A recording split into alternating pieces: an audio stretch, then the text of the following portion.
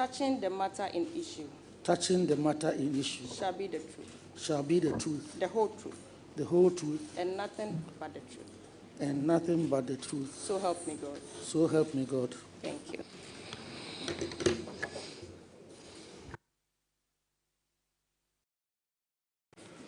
Thank you very much.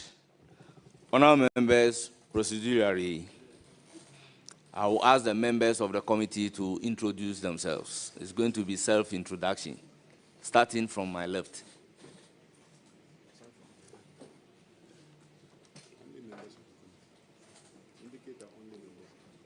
Honourable members, only members of the committee.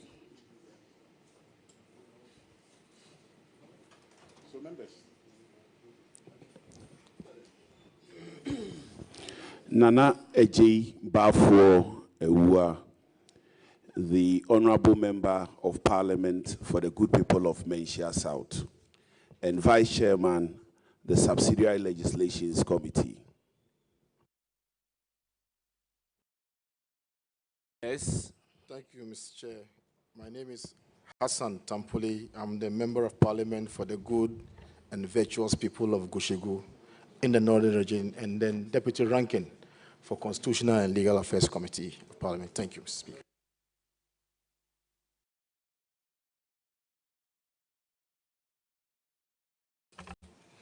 Thank you, Mr. Chairman. I am Honorable Anthony Mie, Member of Parliament for Odotobri in the Ashanti region. I also serve as the Vice Chairman for the Committee on Judiciary. Thank you.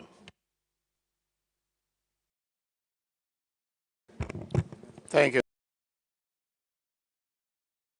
Mr. Chairman. My name is Kwame Enyimedwentri, Member of Parliament for Asante Central and the Ranking Member for Constitutional Legal.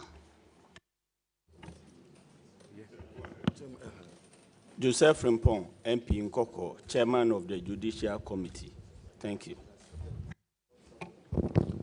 Kwame Apiakodua, Member of Parliament for Mfantiakwa North in the Eastern Region. Subject member. Petitions. Petitions and judiciary, sir. I'm here as a subject matter member. Thank you. Petitions Committee.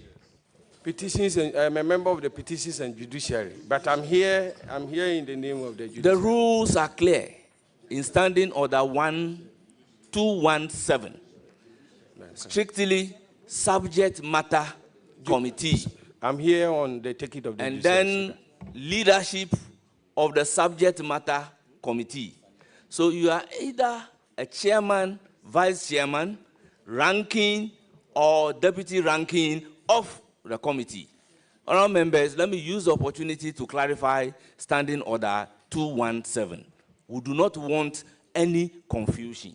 If you know you are not a ranking member, deputy ranking, chairman, and vice chairman of the subject matter committee, please perpetually remain silent.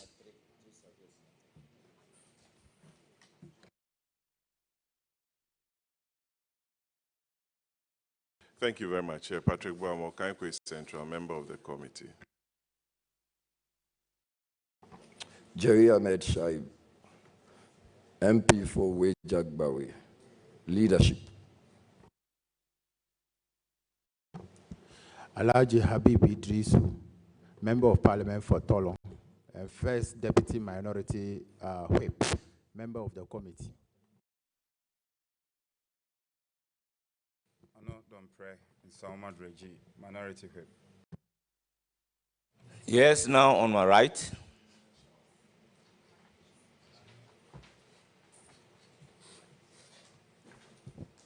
Thank you very much, Chair. My name is Bid Anwatasmo Zieden. I am the MP for Laura and ranking for Judiciary, subject matter representative.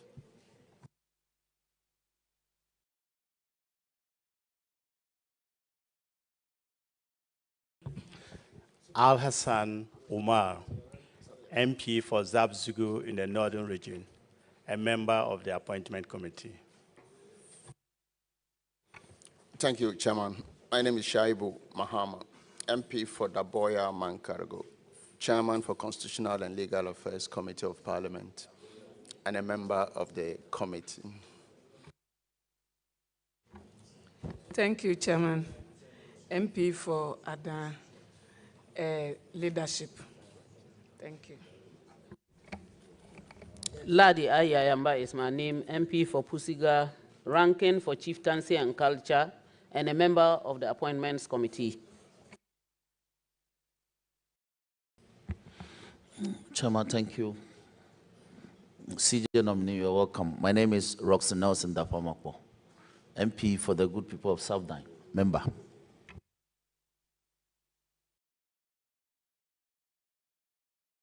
My name is Mahama Ayariga, Member of Parliament, Boku Central Constituency. Leadership. Thank you. My name is Kweku Ricketts-Hagen, Member of Parliament for Cape Coast South and the Vice Chairman of the committee. That's the Appointment Committee. Thank you.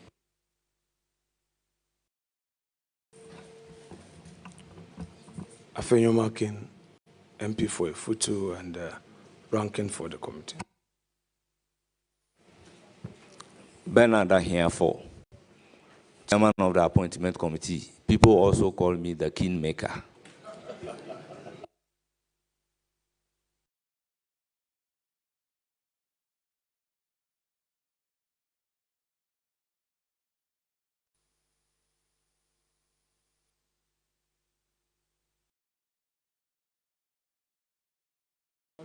So, honourable members, commencement. Yes, I see you pulling the microphone. Do you have an issue? Chairman, with respect, thank you for the opportunity, and I shall proceed with my opening remarks, which remarks I make for and on behalf of the minority caucus of this committee. Honorable Minority Leader and the ranking member of the committee, I shall accord you every respect and the time to raise your issue.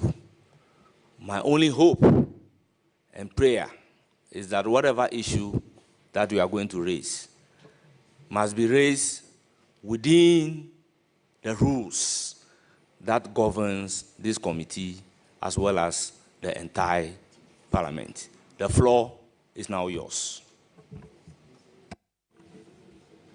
Chairman, thank you very much. I shall proceed my remarks with a quote from Shakespeare's Macbeth, Act 1, Scene 7. First, as I'm his kinsman and his subject, strong both against the deed, and as his host, who should against his murderer shut the door, and not bear the knife myself. Besides, this Duncan has borne his faculty so meek, has been so clear in his great office, and his virtues will plead like angels, trumpet-tongued against the deep damnation of his taking off, and pity like a naked newborn baby, striding the blasts of heaven's cherubim, housed upon the sightless couriers of the air, shall blow the horrid deed in every eye. Tears shall drown the wind. I have no spare to prick the size of my intent, but only vaulting ambition, which overleaps itself and falls on the other. Chairman, this morning, on behalf of the caucus, we hear with a heavy heart, but an unshakable resolve to defend the Constitution of Ghana, protect judicial independence, and uphold the rule of law. We gather to vet a disputed nominee for office of Chief Justice of Ghana. This should be a moment of national pride and institutional renewal. Chairman, I I have an issue. Instead, it has become a test of whether Ghana's judiciary will remain independent or fall under executive and political control. Honorable Minority Leader. Honorable Minority Leader, just hold it a second. Yes, Honorable Ayariga. Mr. Chairman, we are here because our rules say we should be here. And the same rules indicate exactly what we can do or not do when we gather here. Order 122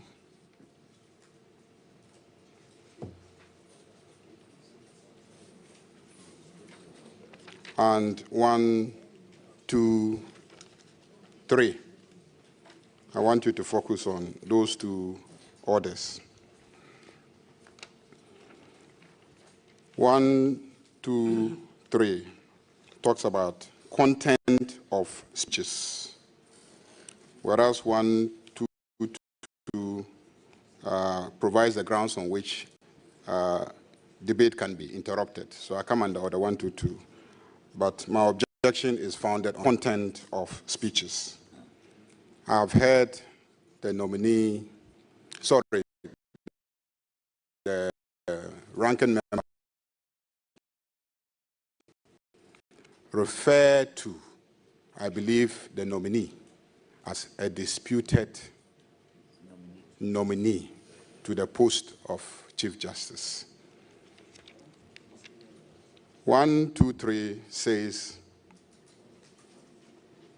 a member shall not raise any question. 123(5). A member shall not raise any specific question upon which the House has come to a conclusion during the current session, except on a substantive motion for rescission.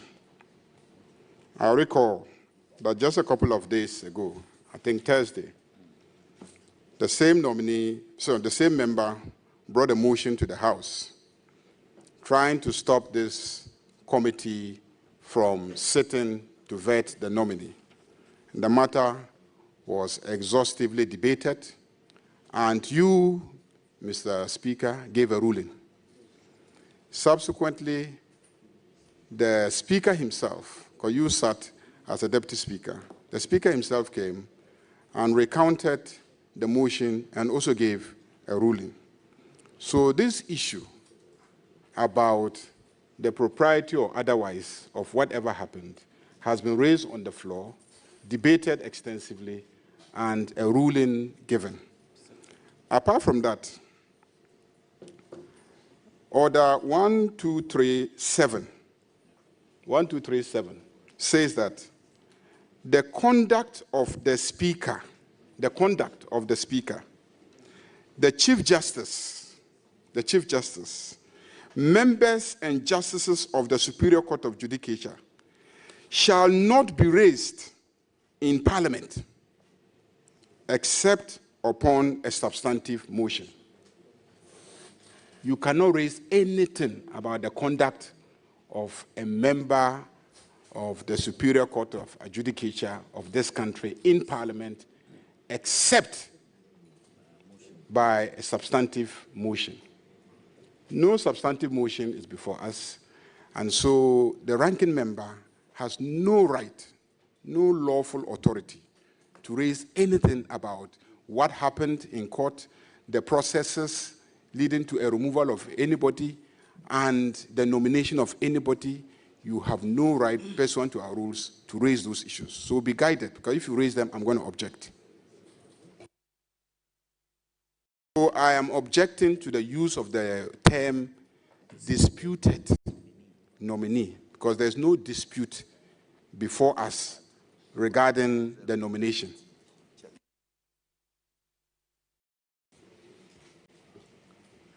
Yes, Honorable Habib, there is an issue raised. Yes, that's what I'm... And I must give the floor first to the person who raised the issue in relation to which objection is being taken to respond. Yes, Honorable Minority Leader and the ranking member of the committee. This is the issue raised to part of the submission that we have started raising. What is your response to it?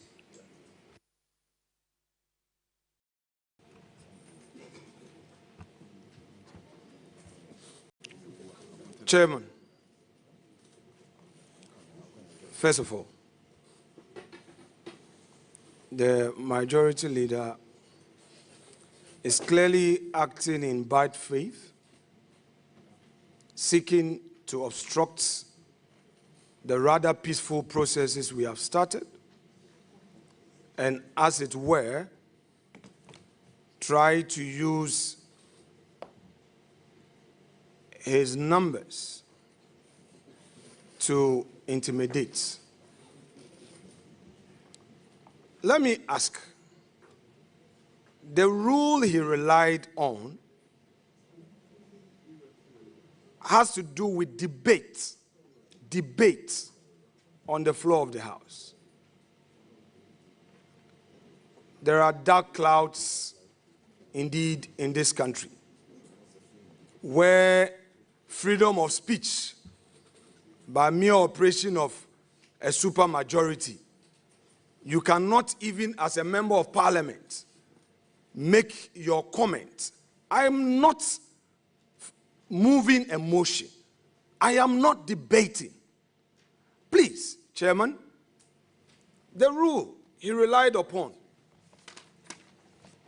Is it this situation where people move from here and there to create confusion and create their own jurisprudence must come to an end with respect. Interruption of debate. That is, if you go to page 70 or the 122, the title there, the subtitle, interruption of debate.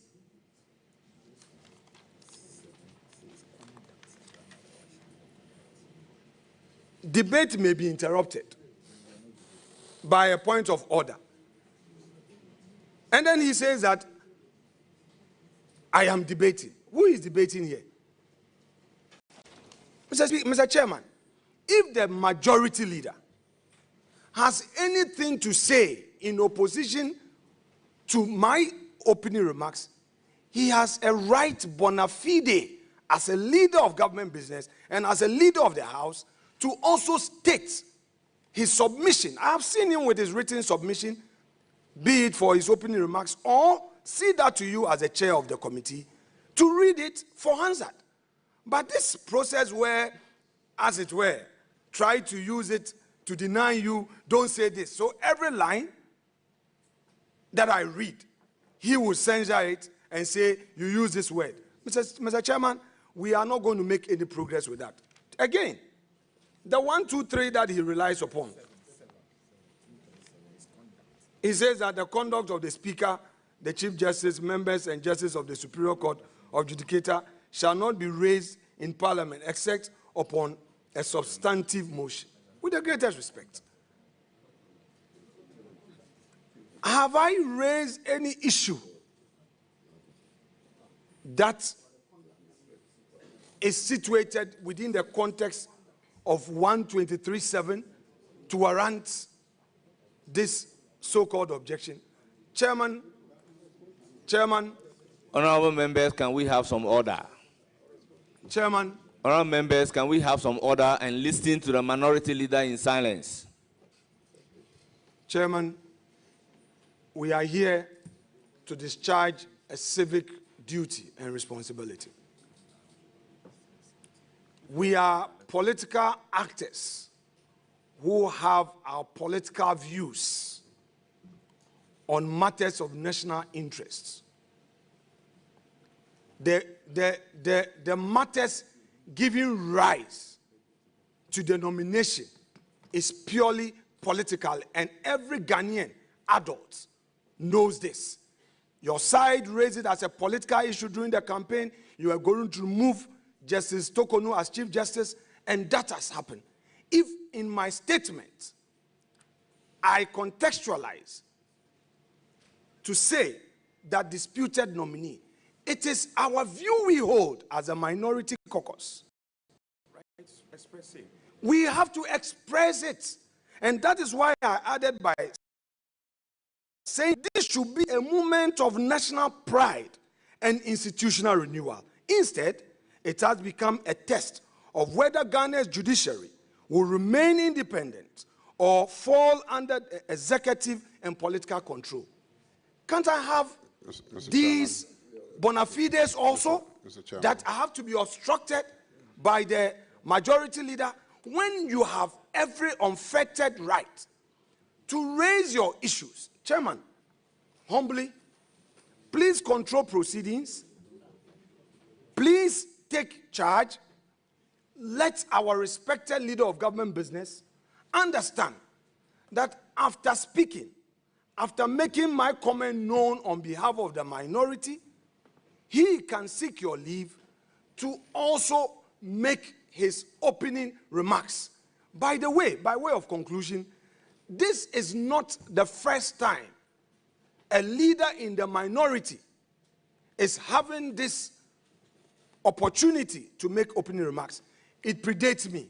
From J.H. Mensah's era, he and J.H. Owusu-Achampong, all the way to Alban Bagbin, MP for Naudole Kalio, and minority leader as he then was. The videos are there. Hansard is there. Honorable Bagbin had unfettered opportunity to make his political statement on behalf of the minority, and they were not stopped on point of order. It got to Chairman Sabonsu, it got to Harun Edrusu, and recently, my own respected colleague, Dr. Kasiel Atufosen. The records are there.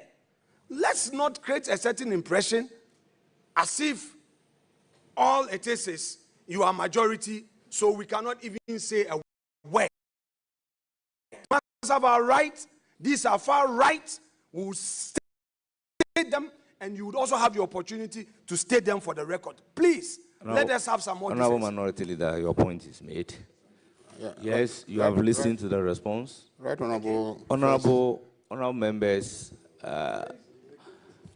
it's not every issue that will necessarily call for the chair making a ruling.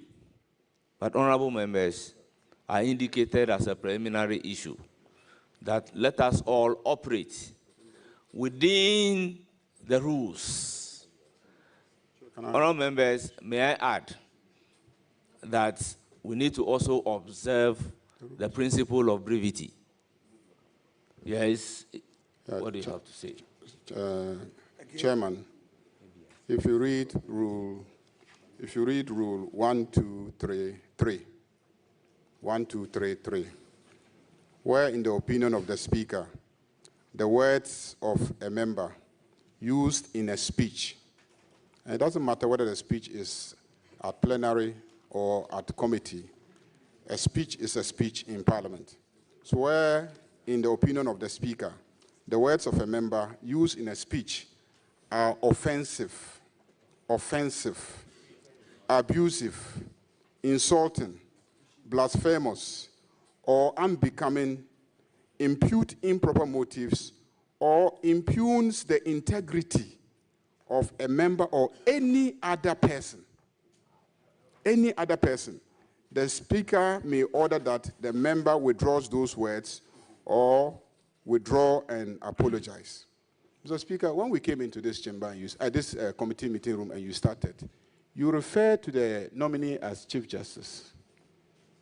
When you refer to the nominee as Chief Justice, the minority objected to the reference to the nominee as Chief Justice and said that he is not a Chief Justice, he is a nominee to the post of Chief Justice, and so you must refer to him appropriately. Or acting Chief Justice, because he's also an acting Chief Justice. And an acting Chief Justice is a Chief Justice. Now, he has referred to the nominee as a disputed nominee. Disputed nominee. Disputed nominee. You are in court what? Are you in court litigating his nomination? No. Are you in court disputing his nomination? You are not in court challenging his nomination.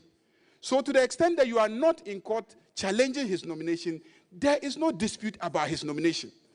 If there is a dispute about some other action. So you have no right to look him in the face here before this committee and refer to him as a disputed nominee and expect me to sit here and not respond.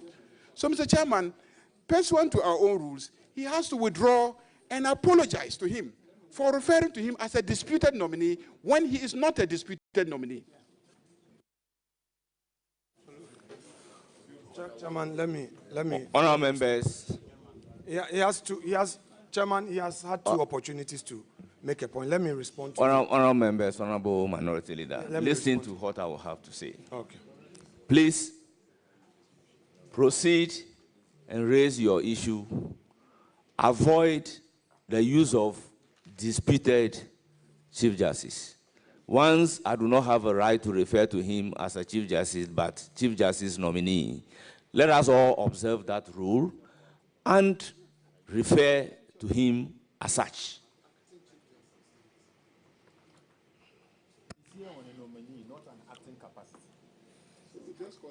Let me be unequivocally clear. The minority in Parliament objects to and unequivocally condemns the coordinated campaign to subjudicate Ghana's judiciary to political domination. Chairman, the facts speak for themselves. I object again. On the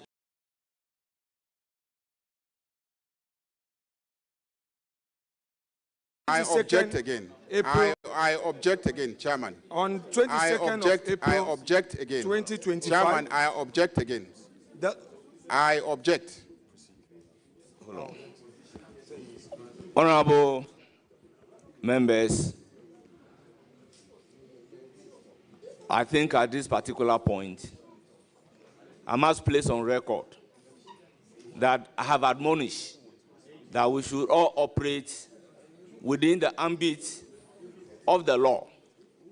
Honorable Minority Leader, be guided by Order 103D, and then let's make progress.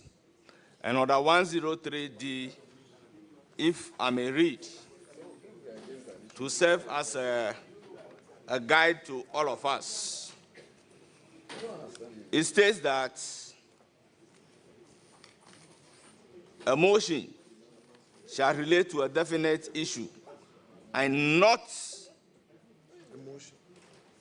revive the consideration of a matter which had been considered in the same meeting unless new matters have arisen.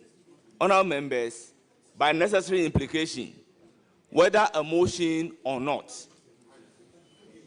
the principles of res judicata will not permit us that a matter that has been raised on the floor resolve to its finality would be permitted to be raised at a committee meeting. So, Honourable Minority Leader, refrain from anything that is relating to sub judice rules and let's make progress, with all due respect. Because Speaker has dealt with this matter, I have also personally dealt partly with this particular matter, with all due respect. Chairman, the facts speak for themselves. On April 22nd, 2025, Chief Justice Gertrude Araba Isaba Tokonu was suspended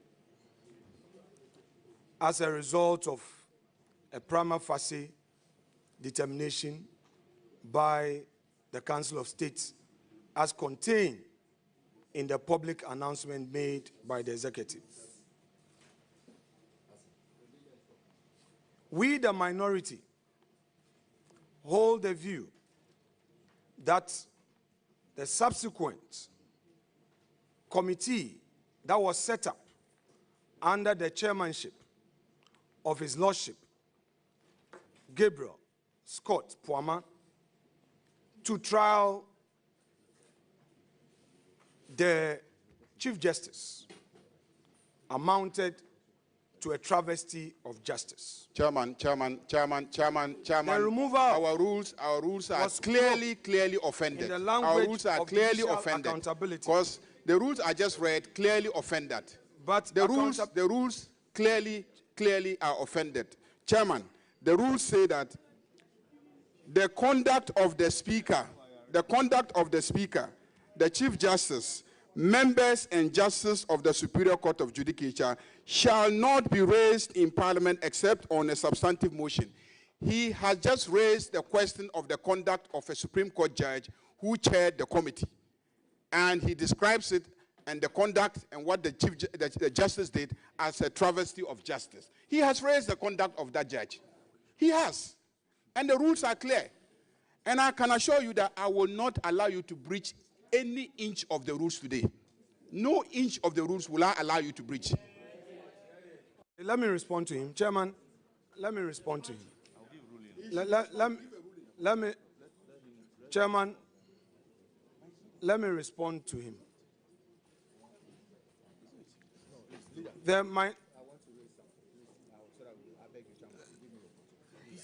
I cannot go and be giving you the opportunity when the person who is speaking is in the process of responding to the issue.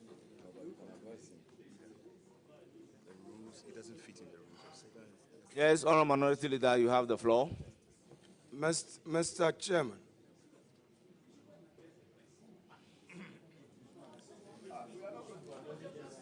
Honourable members, order. Honourable Oman, order. Mr. Chairman, let me make these preliminary comments before I address. In response to? Yes, before I address, I've made an observation. The learned Attorney General knows how much I respect him. He knows how much I respect him. And this must be reciprocated by him. When the respected learned Mahama Yariga, leader of government business, was raising his objection, I remained quiet to listen to him because I know that decency requires that we listen to each other in silence. We are lawyers, and in the East, we must demonstrate that practice in Adaba for people to know that we listen and respond. So please, unless there is another plan that I don't know, but whatever that is happening today, history is watching. Now let me respond to my respected colleague, the majority leader. Chairman, it is his contention that my reference to the committee's work amount to attacking the conduct of its chair. With the greatest respect, I need to be listened to, and he has to pay attention to language as used in context. For the avoidance of doubt, I am repeating that the minority holds the view that the committee's work resulting in the removal of Her Ladyship, the Chief Justice, amount to travesty of justice. It is a view we hold. It does not offend Order 1237. Order 1237, with avoidance of doubt, provides the conduct of the Speaker, the Chief Justice, members of Parliament, the Chief Justice, and Superior Court Justice of Judicature shall not be raised in Parliament except a substantive motion.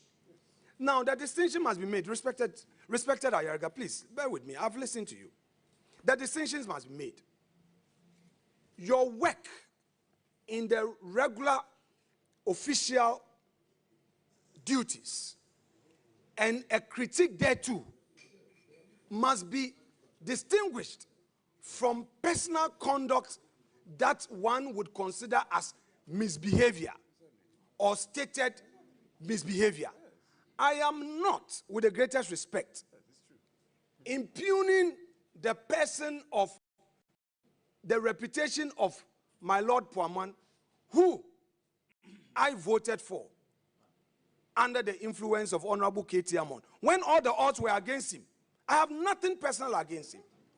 Because even where there were personal issues that people were attacking his reputation, I was one of the few who stood. Mr. Chairman. So I'm not here to attack him. Mr. Chairman. And he knows I won't attack him. I am, the caucus is talking about, please, Honorable Ayerga, let me finish.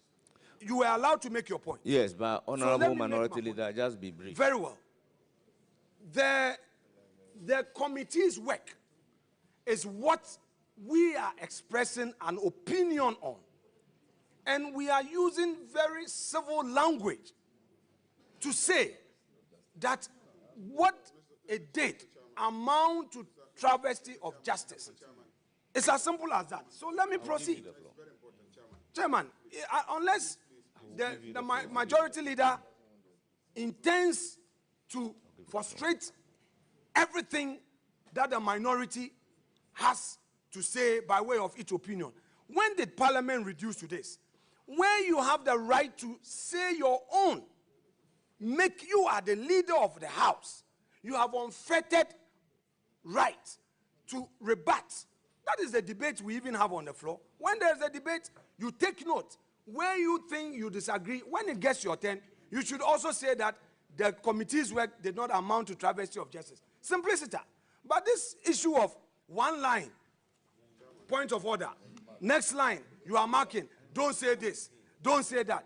Where are we heading to? The judiciary criticizes the government and members of the public where they disagree in their ruling. We, Honorable Leader, conclude for me. The work of even Please the conclude for judiciary. me. Conclude for me. I beg you, Leader. Conclude. We all agreed, Chairman. Conclude. Right. So let me proceed. Honorable members, I have listened to the majority leader. Travesty of justice is now. I have listened to the what is this over protection? minority leader.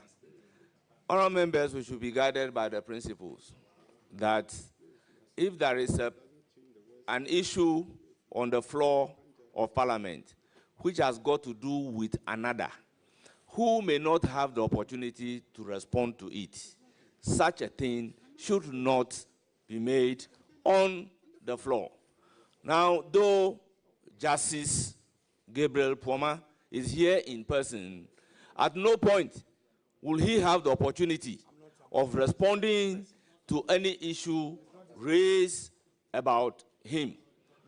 None of the committee members will have the opportunity here and then to make comment.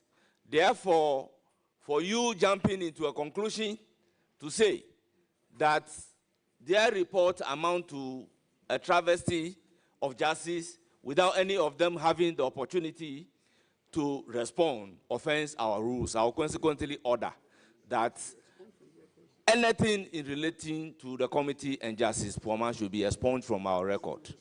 That is my ruling. Chairman, kindly proceed. Chairman, let me protest the rather unacceptable, consistent attempt by the majority leader to obstruct our side's remarks in this process. I know he's your leader, but Chairman, this is unacceptable. That's it. I will proceed. Yeah. We hold a view that the removal of Her Ladyship Justice Gertrude Araba Isaba Tokonu was cloaked in some opaque circumstances unacceptable to the jurisprudence of our country. Mr. Chairman. Mr. Chairman. Mr. Speaker, Mr. Chairman. Honorable Minority Leader, you know the rudiment of the game. If you don't want interruptions, let's go by the rules. Other than that, the chairman will be compelled to listen to the person and make ruling. This one is friendly. Opaque. It's friendly. Opaque. Yes, Majority Leader. Mr. Chairman, Mr. Chairman, if the minority, led by the minority leader, were to walk out here and invite all the journalists, they could describe the work of the committee in any language. In any language. Nobody. Freedom of speech. But before this Committee of Parliament, the rules are clear, what you can raise and what you cannot raise, and how you can raise it. I'll be surprised if after all these years in this Parliament, you don't understand those rules. I'll be surprised. Yes, I intend to be offensive because he has told me that I am here to deliberately obstruct the minority. What did he say about that? To describe my conduct here as deliberately obstructing the minority when I'm trying to keep him to the rules. When you say the conduct of a judge, we're not talking about the personal conduct, who he slept with and who he didn't sleep with. We're talking about his work, how he conducted his work. You are saying that the committee conducted its work in an opaque manner. That's what you are saying. In darkness, that's what you are saying. And that the outcome of their work is a travesty of justice. That's what I'm saying. And you are not in court challenging the conduct of the committee. You are not. You as a person, you are not in court challenging the conduct of the committee. You know the rules in the Constitution regarding the work of the proceedings. You haven't shown at any stage that the rules in the Constitution governing the work of the committee have been breached in any way. How can you come and sit here and describe the work as opaque, travesty of justice, and improper removal, and etc., and expect me to sit here and allow you to do that? You are clearly violating the rules. And when I try to guide you how to go about your work, then you say that I'm trying to obstruct you. Honorable Majority Leader, you've made your point. And again, if I'm called upon to do a ruling, the rules are clear that we should refrain from the use of offensive language. We are here for the purposes of vetting.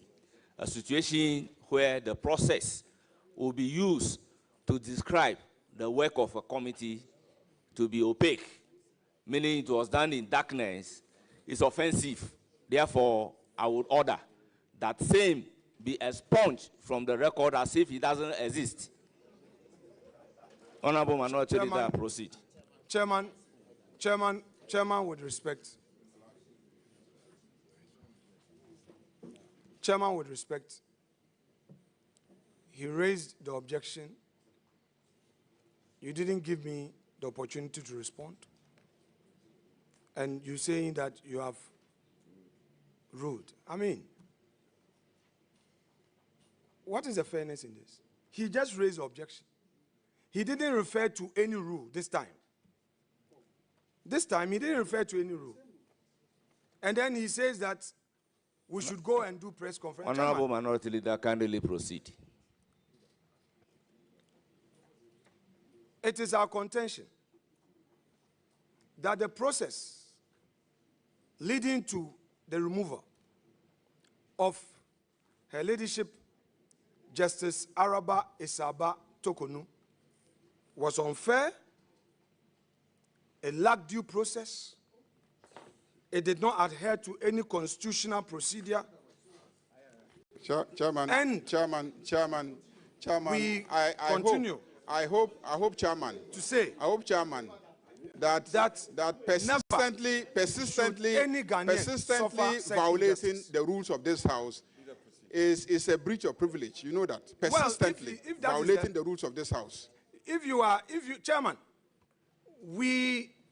Honorable Minority Leader. He's made a point. Let me make a point with respect to you. Honorable Minority Leader, if you can hear me out, yes, maybe the point that you want to make, you may realize that it is not necessary. Honorable members, let's have it in mind that we are not sitting here as a committee over any decision made by another committee or a court of competent jurisdiction. So bringing same or making same as a subject matter of discussion, with all due respect, this is not fair to members of those committees and those who presided over those cases. So if we are playing by the fair principles, please, let's refrain from all those things and be guided by our rules in raising our issues. Minority Leader, you just spoke about fairness. So is it fair that a committee that is not before us, their rulings are brought here and described in a manner unwarranted by our rules? So with all due respect, this will clearly be in breach of natural justice. We don't have the opportunity of the people being heard. So why are we commenting on them? So please, let's proceed. You can give your remarks, but be guided as such. Yes. Thank you, Mr. Chair.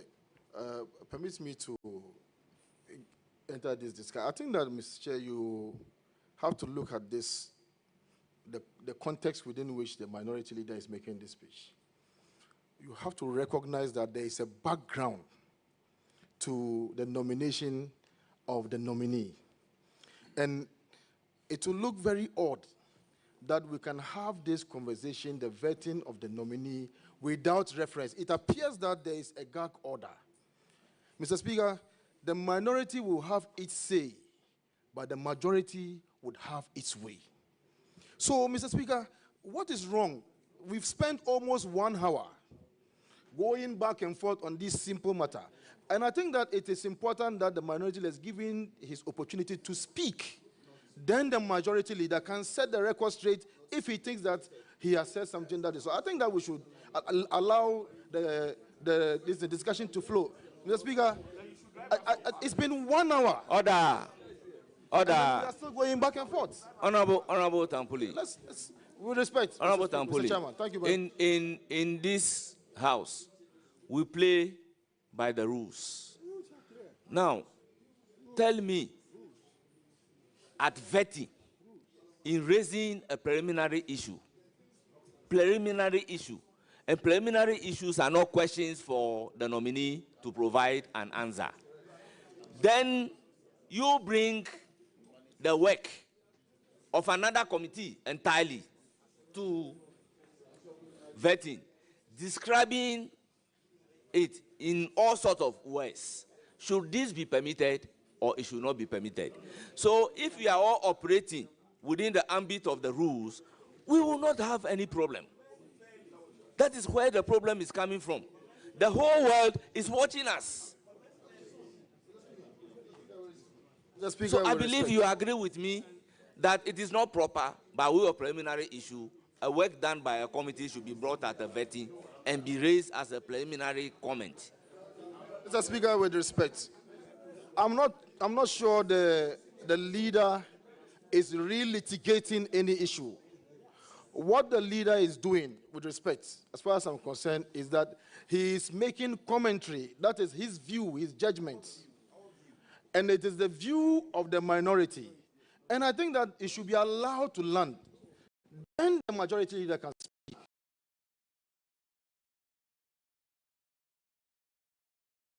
I think that, look, if we are going to be too, more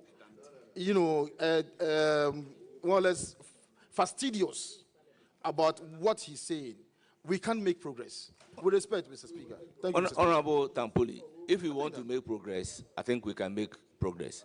But if you deliberately don't want to make progress, we are deliberately trying not to make progress. Honorable Tampuli, guide me by the rules that govern the House. The actual rules that allow that in making your preliminary comment, you should be allowed to describe a work of a committee in a language in which the minority leader is describing them. Mr. Speaker, in this standing orders, Mr. Speaker, may I refer you to Order 5? Yes. Order 5 with respect, Mr. Speaker. Order Yes. 5.1, subject to the provisions of this Constitution and any other enactments. Where there is doubt, these rules shall be interpreted by Mr. Speaker. 2, in any case not provided for in these orders, Mr. Speaker shall decide on a procedural question. And finally, 3, in exercising the power conferred under this order, Mr. Speaker shall act in accordance with the Constitution. So we think that what you are doing, yes, it may not be provided for expressly. No, but so what you are doing, saying, what you are doing yes, amounts to being guided by Order the 5. rules, yes. You understand? Yes. So, Mr. Speaker, even under the Constitution, under So you agree with me that I'm operating within the ambit of the rules? With respect, Mr. Speaker, under Article 297, the Constitution even contemplates an instance where something will not be provided in the Constitution or any other law. And they say the Parliament. So, Mr. Speaker, there are penumbra areas, there are gray areas where you fill in. And I think that you have to exercise your discretion to allow the minority leader to land. Because what he's saying doesn't amount to raising issues. Mr. Speaker, he's not here with a substantive motion to raise questions about whatever it is. Honorable Tampoli. We are dealing with Honorable comments. Tampoli, I thank you very much for reading Order 5. I think Order 5 is clear as to why I am behaving the way I am behaving. But I can assure you that most of the things that the minority leader has said that I rule again, they are specifically and expressly provided for in the rules. In the rules. So minority leader can go ahead and make all his comments without touching on anybody who is not before us. He knows.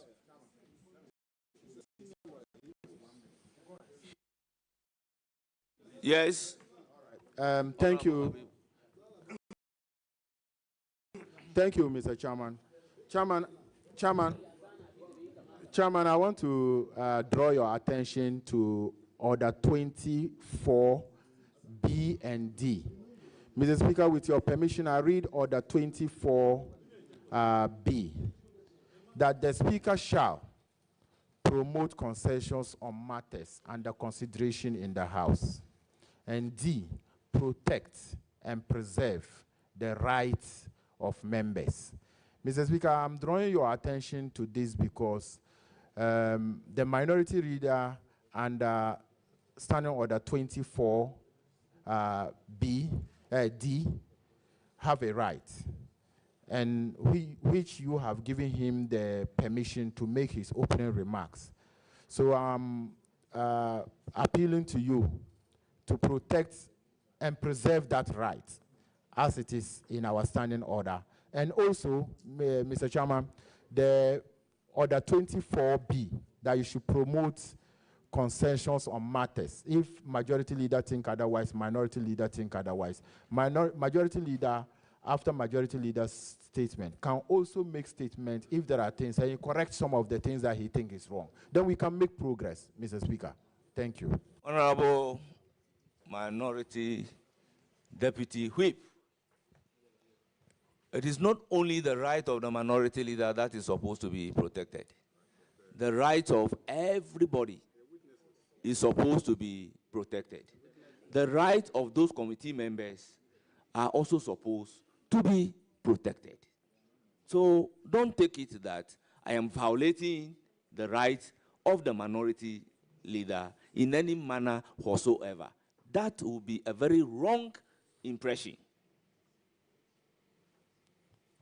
And let me state that anybody who wants to enjoy his rights should know that the beginning of your right would mark the end of somebody's right.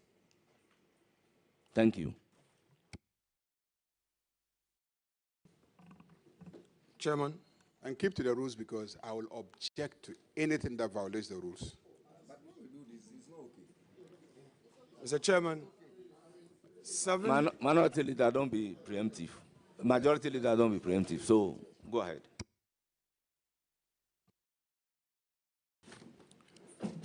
Chairman, 7 separate proceedings across 3 jurisdictions, our own Supreme Court, the High Court, and the ECOWAS Court of Justice, now challenge the constitutional validity of that removal.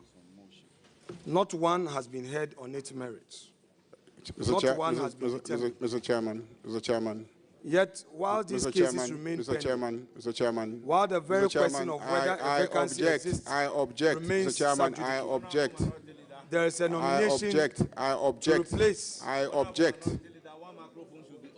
can have the floor. Honorable Minority Leader, hold it.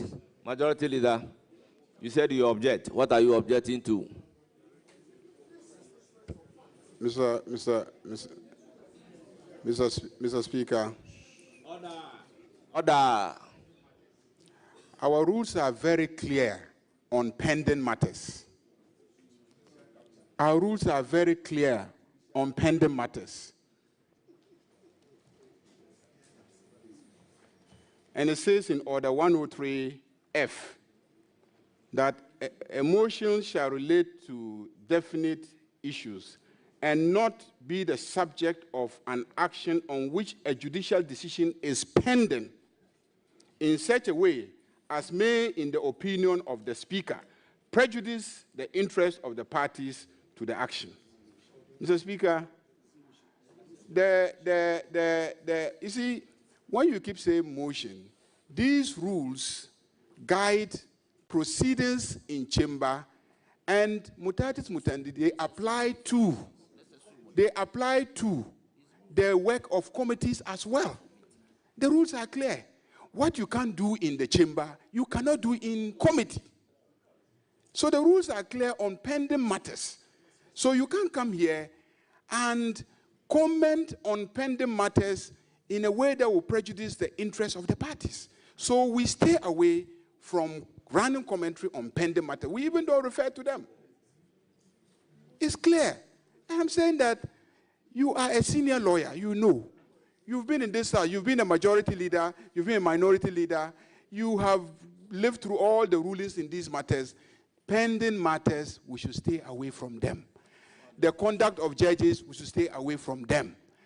You have so far not impugned the process of nominating the nominee and submitting the nomination to this House, and the process of referral by Speaker of the nominee to this committee for the committee to do its work. Those are the legitimate matters that you can raise, and you haven't raised them. So all the questions about what happened, if you had waited and we started proceedings, and you throw a question to the nominee to get his views on the matter, I may not object. But you can't just be allowed to run down everybody and get up and walk because you are a friend of marking. Why? It will not be allowed. I am going to look, this whole issue about you making a preliminary statement, show me a rule that says that you have a right to make a preliminary statement. Show me in our standing orders anything that says that you, a friend of marking, have a right to make preliminary statements. You don't. Listen, we developed it as a practice. We developed it as a practice where normally the two leaders may make welcoming statements and general open statements, but you have converted it into a platform to do a press conference where you attack and impugn people and walk away with it. I'm saying that today you will not attack anybody and walk away whilst I sit in this committee. Yes, Minority Leader, what do you have to say to it? If it gives you the opportunity, because he is on the floor, tell him, when he said I should hear Tampuli, I heard Tampuli. Should I hear another play? Should I hear another play? Yeah. You can hear him after that. I come and respond to him. I know if you have anything. Yes, Honorable Anodonple, what do you have to say on the issue raised by the majority Speaker, leader, Honorable Mahama Ayariga? Well, initially I didn't want to comment. We thought we should. Speaker, we in leadership have a role to play in helping you shepherd and guide this process. How does it look that The Chief Justice nominee is before us, and this whole process is being reduced into a banter between the majority leader. It's been reduced into this. It's most unfortunate. And I'm surprised at some of the issues being raised by the majority leader, saying that, show us the rules that says that as vetting, you should be allowed to make comment. We are not only guided by rules, we are also guided by practice. Show me the rules that tells us that every Friday you should be standing behind the dispatch box and presenting petition. There are no rules on that. But it's part of our practice. And majority leader will respect you. You know this. So don't keep referencing that, saying that, show us the rules, show us the rules. It's not just about the rules. It is also about our practice.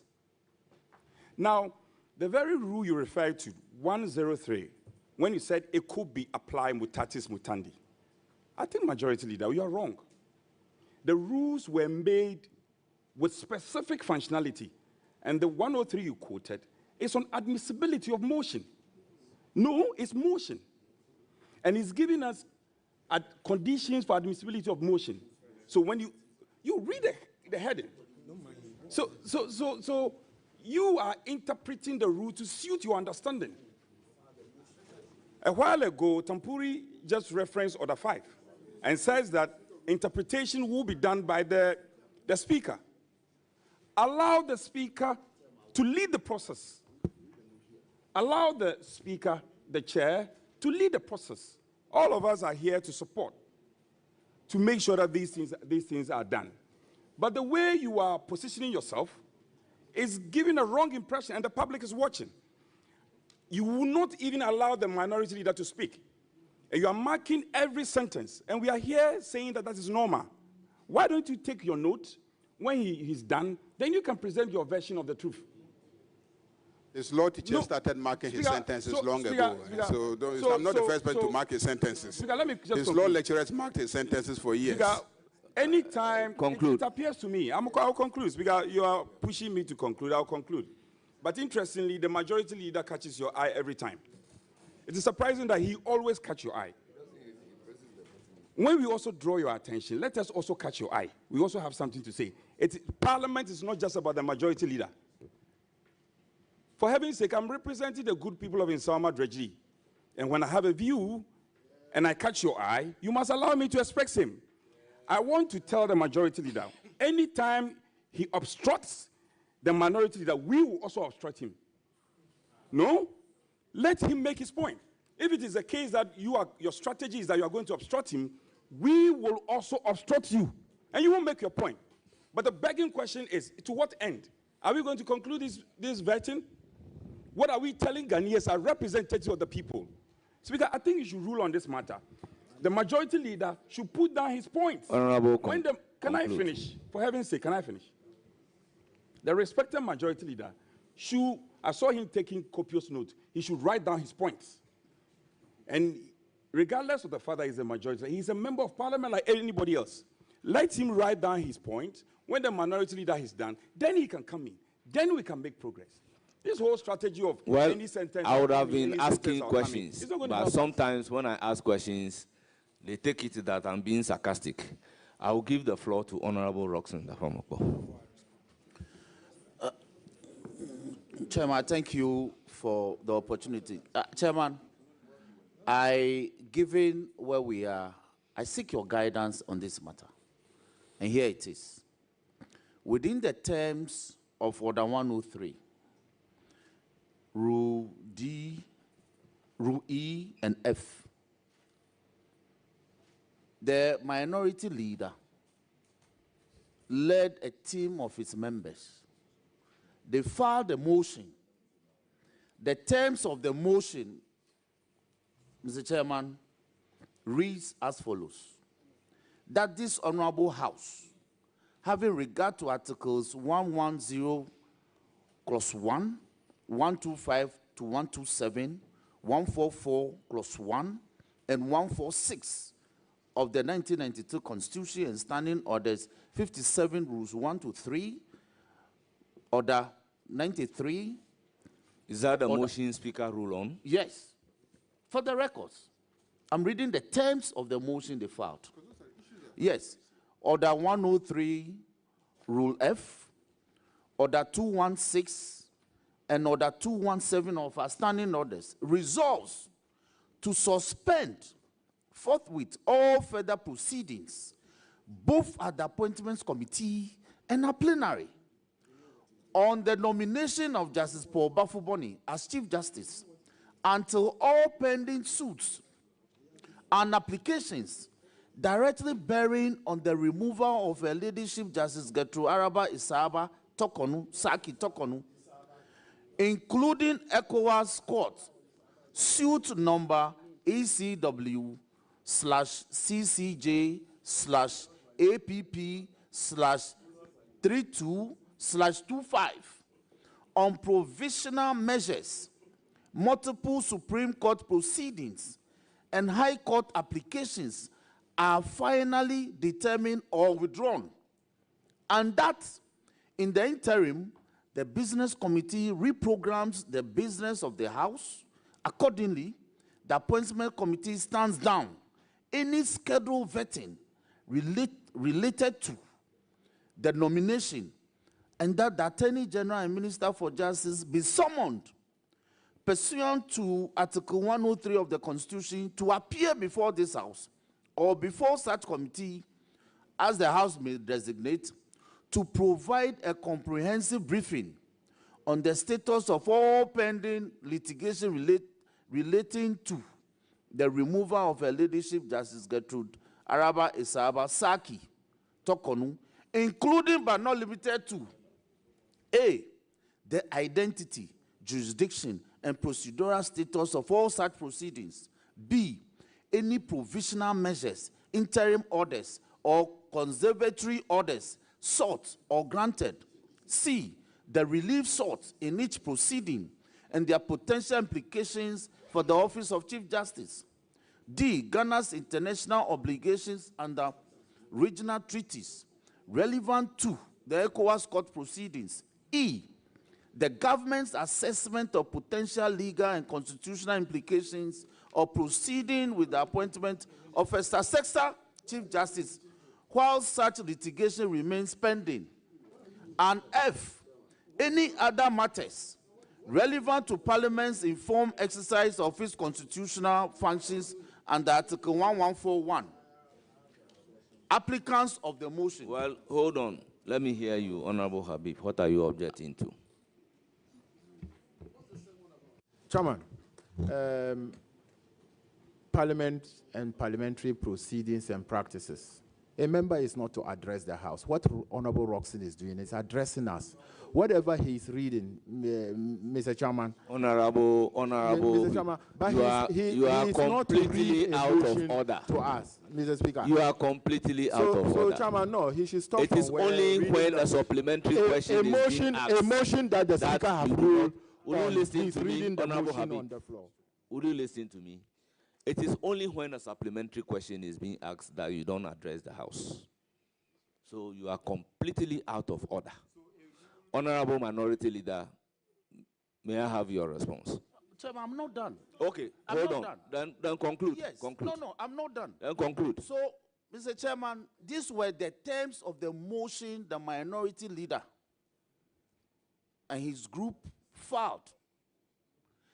In the course of considering admitting this motion, Speaker determined that the motion cannot be admitted. Now, the Minority Leader, as ranking member of this committee, is using a backdoor approach. He has rehashed the terms of this motion contained in a speech, and he seeks to read that speech before this committee. Honorable Member, conclude. It cannot be done. You've made your point. Yes, Minority Leader, let me hear you. Chairman, with respect,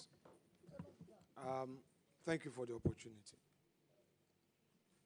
Let me first respond to the issue raised by the respected Majority Leader, which issue he anchored on Order 103F. For the avoidance of doubt, I would repeat the provisions in the said order.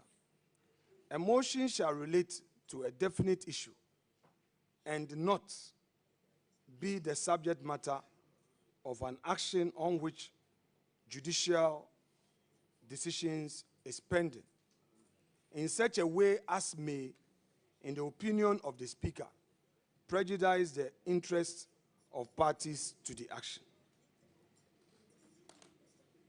These are my views on this. First of all, we are not dealing with emotion. But granted that, as he put it, this provision that deals with conditions of admissibility of motion should be read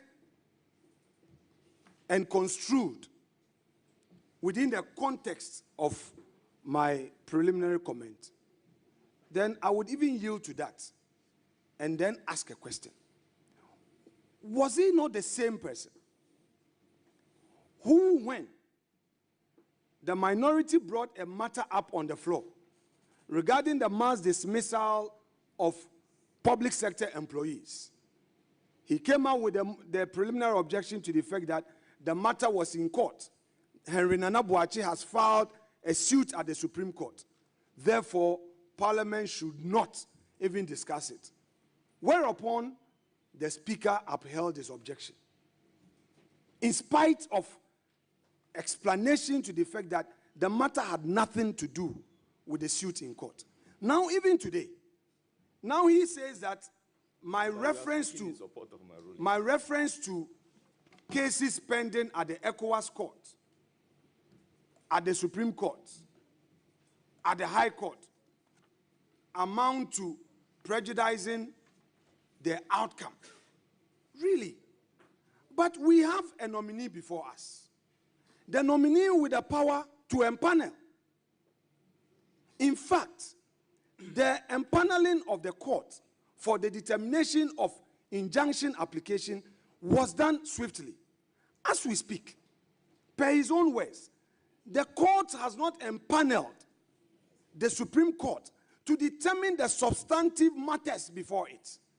Recently, we heard the Attorney General even applying to the court for leave for extension of time to file a defense.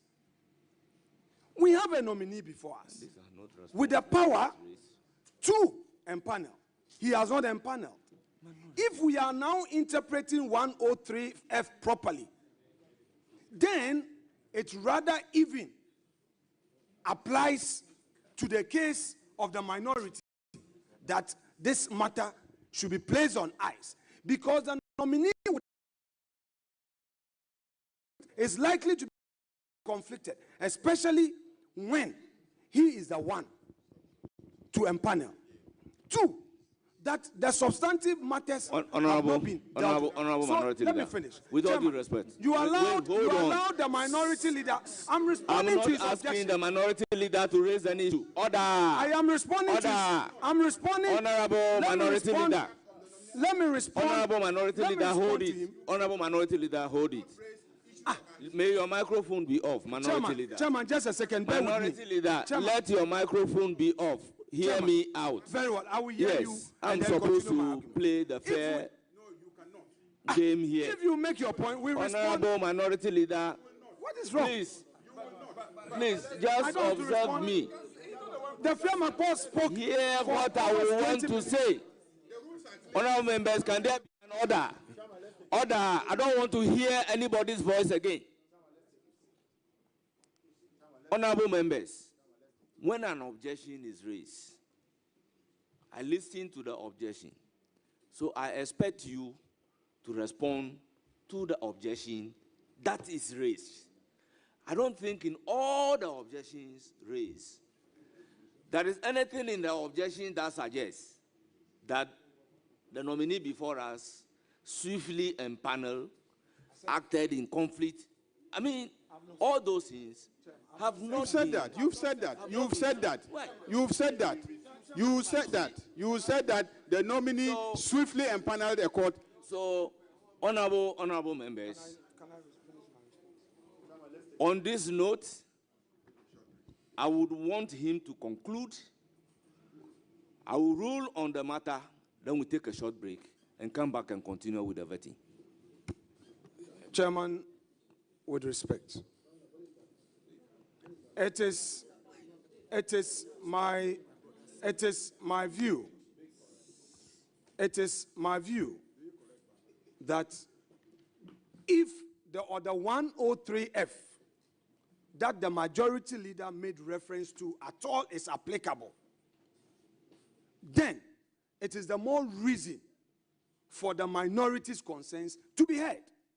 Here is he suggesting that nothing should be raised that is likely to affect the outcome of a pending suit. That is what he says. He says that my reference to matters that are pending before court amount to a situation where I will be offending Rule 103F. If that is the case, then the matter before us is rather more fitting than the argument he's making against me. Because, with respect, we have pending suits for over 6 months. Chairman,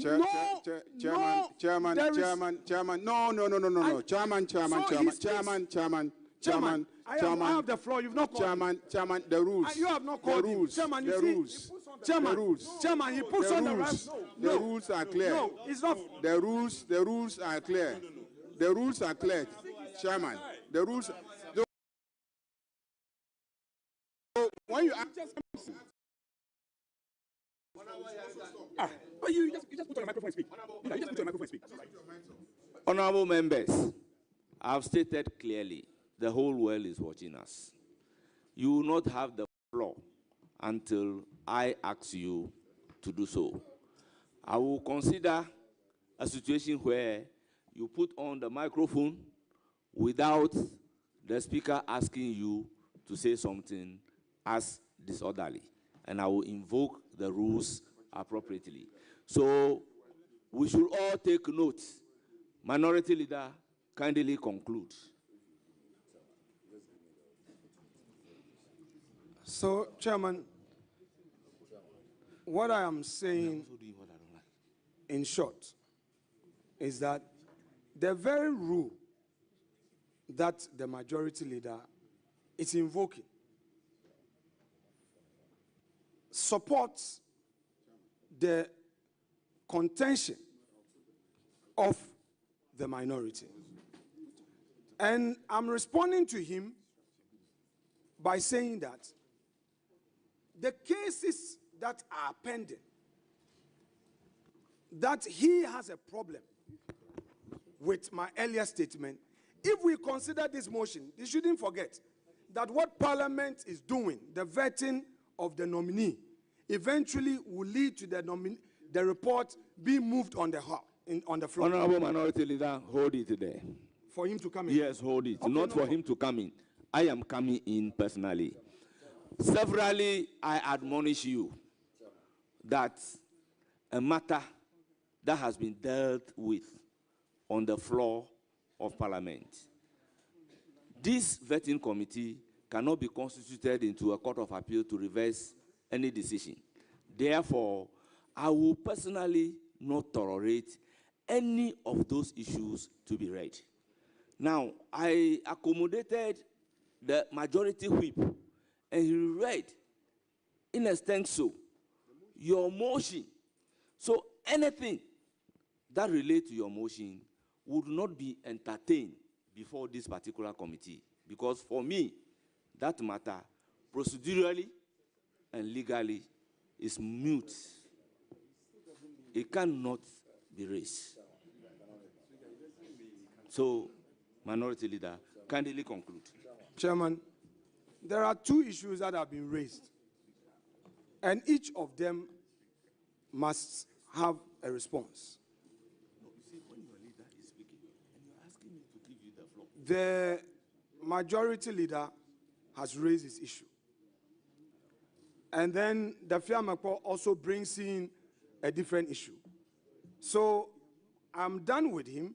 Let me now address the Fiamakpo's issue, the majority chief whip. The majority chief whip is contending that the minority's motion was ruled upon. Mr. Speaker, Mr. Chairman, we are not here to rehash our argument. We have not brought any argument before the House. We filed an administrative motion, which motion was declared inadmissible. It's as simple as that. You have to catch the attention. Now, it does not stop us from stating our views on an important national matter. It doesn't stop us. We are not challenging the Speaker's ruling at this committee. We know what to do. The minority, even when we disagree with the First Deputy Speaker, filed a review application which was admitted, and we started a debate. We are not in any way against any ruling and against any rules. We will use the rules to express our views. So the majority chief whip is completely wrong to introduce that matter.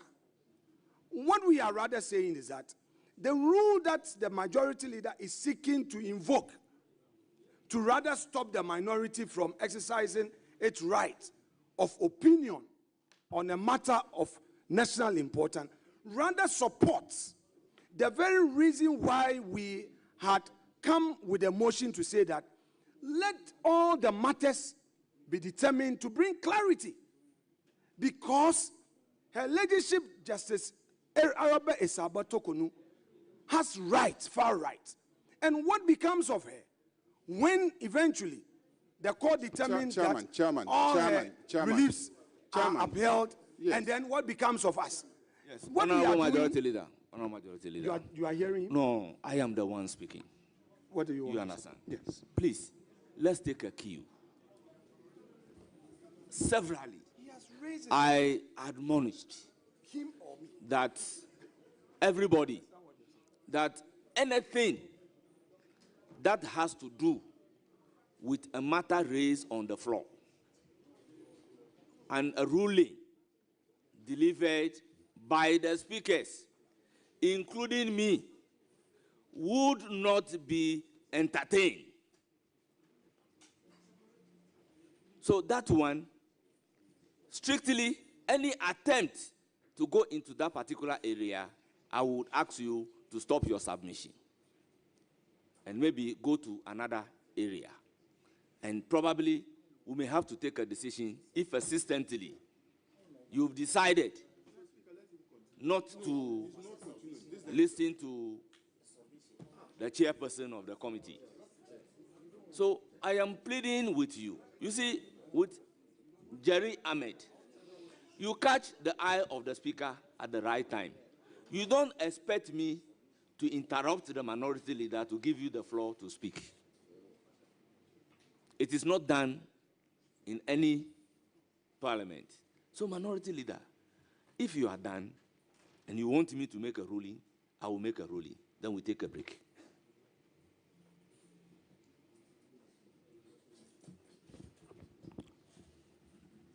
Chairman, with respect,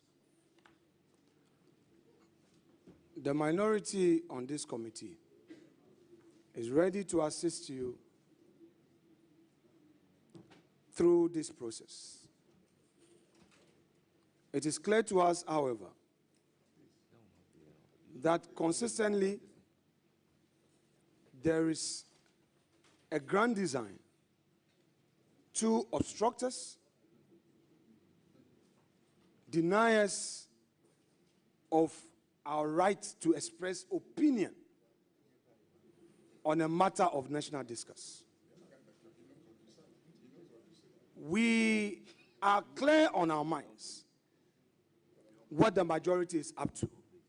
And Chairman, although we know, and it's a fact, that all of you are of the same stock, we, however, think that we should be heard. All these objections that they are raising here and there has one aim, that the minority must not be heard for posterity. They know that if these views get into Hansard, it will come back and haunt them someday. That is all that they are doing. Chairman, it's not a matter for ruling. I hold a view on behalf of my colleagues that you should restrain the majority leader, because it is one too many, very consistently, the statement that I made as part of my remarks that he is invoking Order 103F is neither here nor there. I didn't make any prejudicial comment. I didn't say anything that offends Order 103F. It is very clear what he is up to. Let us be very fair. Let us allow democracy to be at play. They are in the majority, no doubt. They are in majority, no doubt. But they should allow us. I'm responding to, you see, Chairman,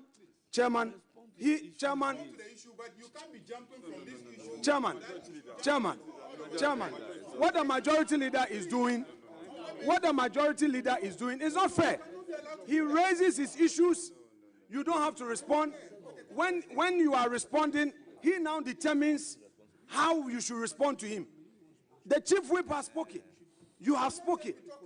When you are talking, you don't calculate the hours. Honorable members, order. When you are talking, order. When you are talking, you don't talk about the on this note, break for cocoa. So it's time for cocoa break.